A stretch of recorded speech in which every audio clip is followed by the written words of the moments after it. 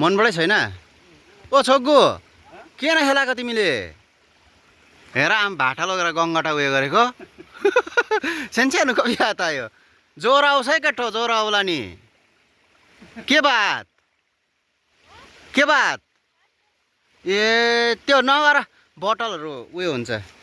पानी चाहिँ एकदमै तर मजाको चाहिँ छ हाम्रो यहाँ आउने पानी चाहिँ तर हाम्रो पानीको मन चाहिँ यहाँ छैन ओहो पानी बनाउनु जानुपर्ने कन्डिसन आयो नि अब जङ्गलै जङ्गल हरेस हुन्छ हौ स्कुल कहिले लाग्छ 9 तारिक यहाँको ड्रममा चाहिँ पानी छ कि छैन ट्याङ्की त दुईवटा छ यो चाहिँ हाम्रो खासमा फिल्टर हुने ठाउँ हो अरे पानी छ त अन्त पानी त रहेछ त अन्त सानो रहेछ तर पानी चाहिँ ए पानी छैन रहेछ बनाउनु जानुपर्ने यो ट्याङ्कीबाट चाहिँ यो पाइप हुँदै नै त्यहाँ जाने अनि यहाँबाट चाहिँ सप्लाई हुन्छ हाम्रो पानी भयो भयो ओ किन गङ्गटा खोजेको यसरी खोज्छ गङ्गटा मरा मान्छे अम्ला चेपिन्ला नि गङ्गटाले चेप्देला नि यो पानी चाहिँ पहिला हामीले खान्थ्यौँ तर अहिले चाहिँ खाँदैन यो पानी एकदमै ठुलो छ मजाको सफा पानी अनि अब हामी चाहिँ जङ्गलपट्टि जानुपर्ने लो अन्त पानी बनाउनु जाउँ न अन्त खै पाइप चाहिँ नलगेको अन्त अब भने चाहिँ यताबाट जङ्गलै जङ्गल लाग्नुपर्छ पानी बनाउनु अम्बो हो बाटो त हौ ओहो लुगा त फेरि नसक्नु पो हुने रहेछ त अन्त लौ यो खालको झोडीमा त आहा ओ एउटा त लुगा त सिधै फ्याँकिदिए पनि हुने खालकै भयो त अन्त माथि मनमै बुझ्यो होला नि कहाँ कहाँ अस्ति हामीले जोडन राखेको थाहा छ नि होइन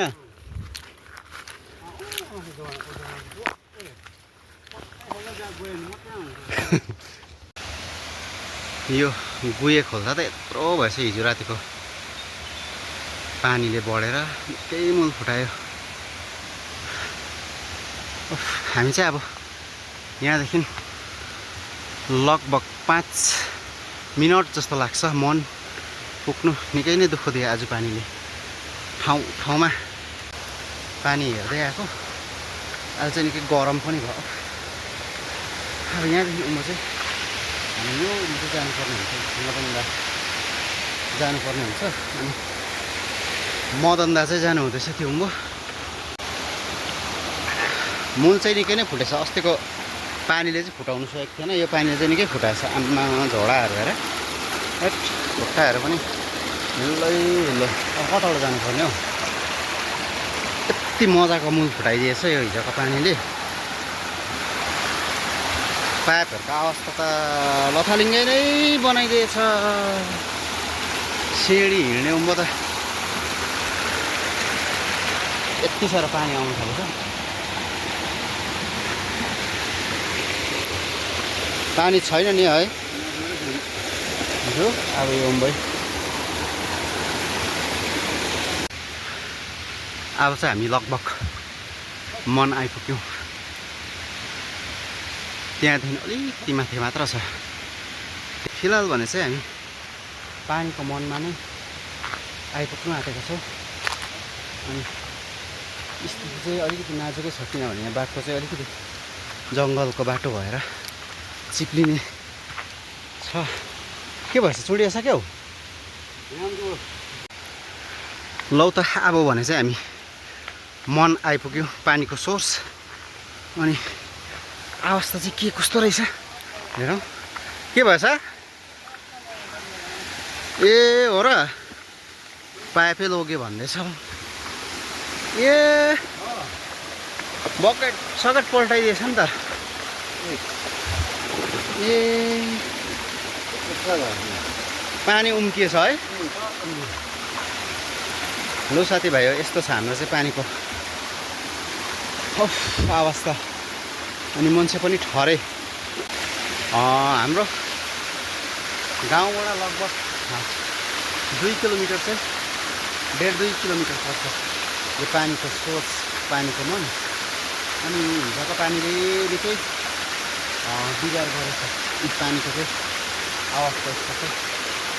अब बनाएर चाहिँ घरलाई पुर्याउनु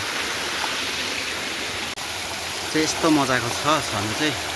तर भल चलेर चाहिँ अवस्था नै गम्भीर यो हाम्रो बकेट कहाँ पुऱ्याइदिएछ पाइप तानिदिएछ यो हाम्रो जाली फिल्टर गर्ने बलुवाहरू फिल्टर गर्ने मैला कुचिला यस्तो अवस्था भइसक्यो गम्भीर अब डङ्कै गरेर जो है भोक पनि लाग्यो यी फिल्टरेसन चाहिँ यसरी हुन्छ हामीले यसरी पानीको ड्रम राखेर चाहिँ माथिबाट यो जाली राख्छौँ अनि फिल्टरेसनको काम गऱ्यो बलुवाहरू चाहिँ यसरी हटिन्छ लु जो यो पनि त काटिकन ल्याएको हट्टा राख्यो बङ्गासबाट आउने राम्रो बसिहाल्ने हो मक्किहाल्छ नि त लौ त अब हामी लागेको हुन्छ साथीभाइहरू आज जङ्गलको कहानी जङ्गलको भिडियो हजुरहरू समक्ष राखेँ लाइक कमेन्ट गरिदिनु होला धन्यवाद थ्याङ्क यू